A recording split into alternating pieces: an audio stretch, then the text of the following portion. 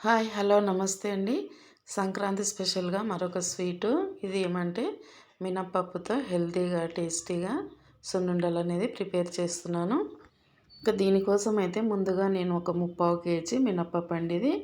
దీన్నైతే శుభ్రంగా చెరిగి ఇలా అన్నీ ఏదైనా చెత్త రాళ్ళు అలాంటివి ఉంటాయి కదా, ఏరేసుకోవాలన్నమాట. నీట్గా ఉంటుంది అప్పుడు చెరిగి పెట్టిన తర్వాత చేసుకోవటమే. ఇప్పుడు 3/4 కేజీకి షుగర్ కూడా సేమ్ అదే క్వాంటిటీలో తీసుకోవడమే. కాకపోతే ఇందులోకి ఒక పిడికెడు బియ్యం వేసుకుంటాం. ఇప్పుడైతే స్టవ్ మీద ఒక గిన్నె పెట్టేసుకొని గిన్నె వేడెక్కిన తర్వాత ఈ మినపప్పు అనేది అందులో వేసి మంటని లో ఫ్లేమ్లో పెట్టి ఫ్రై చేస్తూ ఉండాలి. అంటే మధ్య మధ్యలో కలుపుతూ ఉండాలి. మంటను మీడియంలో పెట్టినా హైలో పెట్టినా తొందరగా మాడిపోతుంది. టేస్ట్ అనేది అస్సలు ఉండవు సున్నుండలు అయితే. కాకపోతే మంటను లో ఫ్లేమ్లో పెట్టి ఇలా ఫ్రై చేస్తూ ఉండాలి. కొంచెం దీనికైతే టైం తీసుకుంటుంది.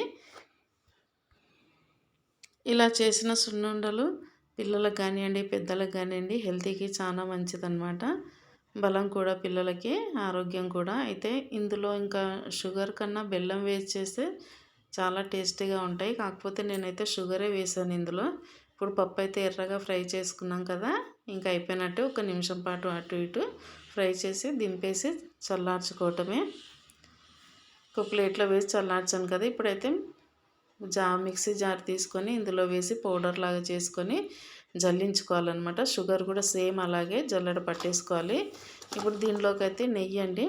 నా దగ్గర అయితే మామూలుగా షాప్లో కొన్న నెయ్యి, మంచి నెయ్యి ఉంది. అయితే దుర్గా నెయ్యి సరిపోదని ఇంకొక ప్యాకెట్ కొనుక్కున్నాము. ఈ పౌడర్ అయితే కంప్లీట్గా షుగర్ది, తర్వాత మినప్పిండి ఇలా పౌడర్ పట్టేసుకున్నాం కదా. ఇదైతే ఇంకో గిన్నెలో వేసేసుకుందాం. ఇందులో కలపడానికి వీలు ఉండదు కదా ప్లేట్లో అయితే. ఈ మొత్తాన్ని గిన్నెలో వేసేసుకొని నెయ్యి అయితే ఆల్రెడీ కాచి పెట్టుకున్నాం కదా. నాకు ఎందుకో దుర్గా నెయ్యి అయితే అంత మంచిగా అనిపించలేదు. మామూలుగా షాప్లో కొన్నది, ఎప్పుడు నెయ్యి షాప్లో అప్పుడప్పుడు కొంటుంటాం, అదైతే చాలా బాగా అనిపించింది లాస్ట్ టైం చేస్తే. ఇంకా సరిపోదని ఇప్పుడు ఇది కొనాల్సి వచ్చింది. ఈ రెండు కలిపి వేడి చేసి పెట్టుకున్నాను నేనైతే.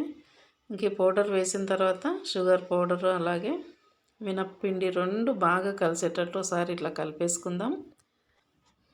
ఇలా మొత్తాన్ని బాగా గరిటెతో కలుపుకున్న తర్వాత కాచిన నెయ్యి ఉంది కదా, అది కొంచెం కొంచెం వేస్తూ కలుపుకోవాలి. మొత్తం ఒకేసారి పోసేయకుండా. అంటే ఒక్కోసారి నెయ్యి ఎక్కువ కావచ్చు, తక్కువ కావచ్చు కదా. కాబట్టి నేనైతే ఇక్కడ 3/4 కేజీ అంటే టోటల్గా 1.5 కేజీ అయింది కదా. దీనికైతే నేను ఒక 1.5 నెయ్యి తీసుకున్నాను. 1/4 కేజీ మళ్ళీ 1/4 కేజీలో సగం అనమాట. ఇవి అంత తీసుకొని ఇలా కొంచెం కొంచెం వేస్తూ మొత్తాన్ని కలుపుకుందాం.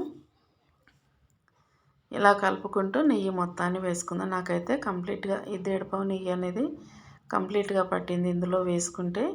మొత్తం వేసిన తర్వాత మరోసారి బాగా కలిపేసుకొని ఇలా అయింది చూడండి. నెయ్యి వేసుకుంటే కొందరైతే ఇంకా ఎక్కువ వేసుకుంటారు. మరీ ఎక్కువగా వేసినా కానీ ఒక 2 రోజులు కాగానే కొంచెం స్మెల్ అనేది వస్తుంది. కాబట్టి మామూలుగా వేసుకుంటేనే సరిపోతుంది.